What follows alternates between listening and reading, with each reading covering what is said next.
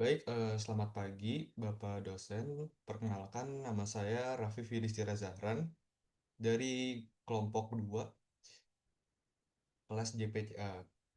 Oke, di sini saya akan mempresentasikan proyek saya dan kelompok saya yang berjudul Satu Sampah Seribu Dampak. Edukasi lingkungan untuk masa depan ekosistem darat. Pada proyek ini saya kaitkan dengan Sustainable Development Goals nomor 15, yaitu Life on Land. Melalui presentasi ini, saya ingin menunjukkan bagaimana permasalahan sampah yang sering kita anggap sepele ternyata berdampak besar terhadap ekosistem darat. Latar belakangnya, Indonesia setiap tahun menghasilkan sekitar 68,5 juta ton sampah. Dari jumlah itu, sekitar 40% tidak terkelola dengan baik. Sampah-sampah ini akhirnya mencemari tanah, merusak ekosistem, dan mengancam flora serta fauna.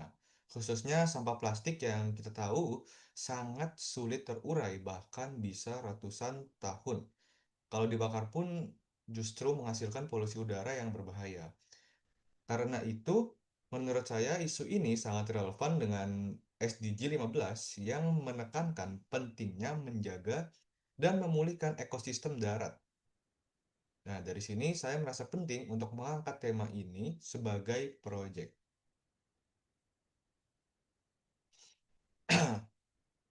Dari latar belakang tersebut, saya merumuskan 3 pertanyaan utama.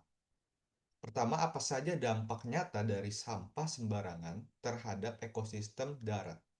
Kedua, mengapa kesadaran masyarakat terhadap pengelolaan sampah masih rendah?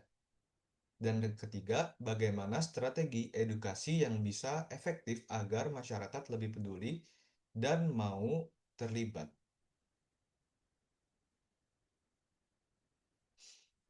Oke. Tujuan proyek. Tujuan dari proyek saya ada dua sisi. Untuk masyarakat, saya ingin meningkatkan pemahaman tentang pentingnya menjaga kebersihan lingkungan darat sekaligus mendorong aksi nyata seperti memilah sampah. Untuk saya sendiri sebagai mahasiswa, proyek ini memberikan pengalaman belajar. Saya menyebutnya dengan 3 kata kunci, yaitu educate, enrich, dan empower. Educate, saya belajar lebih banyak tentang dampak sampah. Enrich, saya memperkaya pengalaman dengan turun langsung ke lapangan. Dan empower, saya berusaha memperdayakan diri agar bisa menjadi agen perubahan, meski dari hal-hal kecil. Metode pelaksanaan yang saya lakukan cukup sederhana. Pertama itu observasi lapangan untuk melihat langsung kondisi pengelolaan sampah di sekitar. Lalu yang kedua itu adalah dengan wawancara dengan pihak yang berhubungan, misalnya ketua RT, petugas kebersihan, atau warga yang peduli. Lalu yang ketiga itu membagi waktu dan fokus agar data yang saya dapatkan lebih maksimal.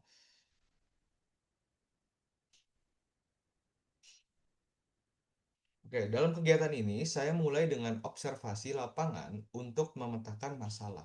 Setelah itu saya melakukan wawancara dengan beberapa narasumber yang paham dengan kondisi lingkungan setempat.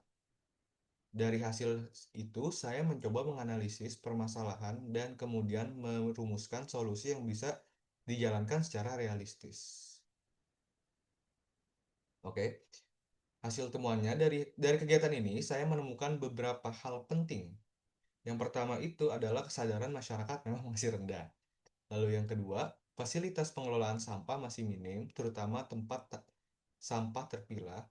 Lalu yang ketiga, sampah plastik adalah masalah utama yang paling mendominasi.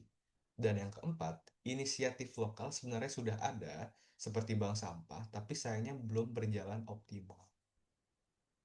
Rancangan solusi.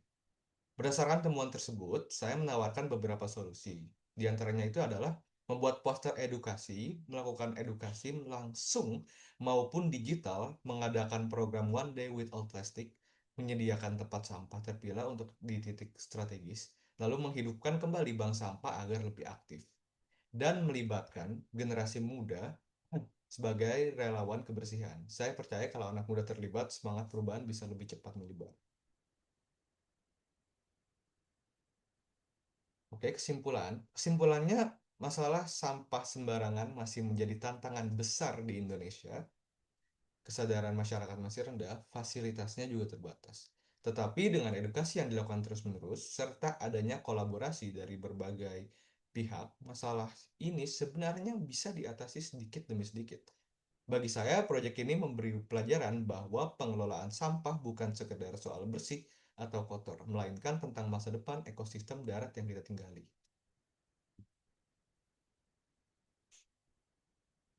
Saran.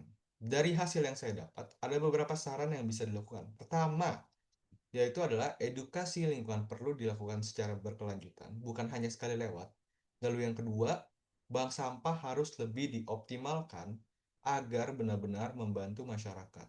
Lalu yang ketiga, kolaborasi lintas pihak penting dilakukan, misalnya antara pemerintah, swasta, dan komunitas. Lalu yang keempat, kampanye digital harus lebih kreatif agar menarik minat generasi muda. Dan yang terakhir, penyediaan fasilitas pemilahan sampah di ruang publik harus semakin diperbanyak. Oke, demikian presentasi dari saya. Dari proyek ini saya belajar bahwa permasalahan sampah bukan sekedar masalah kebersihan, tetapi menyangkut keberlanjutan ekosistem dan masa depan kita. Semoga apa yang saya sampaikan bisa bermanfaat dan menjadi pengingat bahwa perubahan besar bisa dimulai dari langkah-langkah kecil. Terima kasih atas perhatiannya. Terima kasih.